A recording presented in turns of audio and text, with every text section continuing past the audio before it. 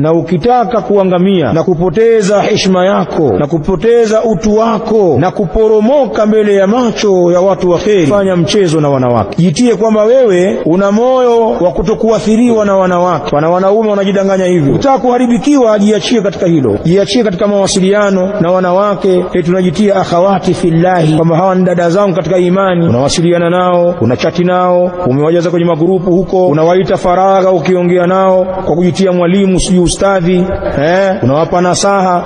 Mtu akaa na mwanamke peke yao wa wawili anamnasihi. Wacha uongo bana. Nasaha vipi hizo baina yako na mwanamke na mmejifungia milango ofisini kwako? Ukijiachia katika mambo haya utaharibikiwa, na watu kihistoria wameharibikiwa na jambo hili. Usijitie kwamba wewe una uwezo wa kujidhibiti kwa wanawake wote. Unaweza ukafanikiwa kwa huyu na yule, ikawa hawajaugusa moyo wako. Si wote, wewe ni binadamu bwana, sawa? Sasa hakuna fitina kubwa kama fitina ya wanawake. Watakiwa watu wajiepushe, na nyinyi wanawake mjijue.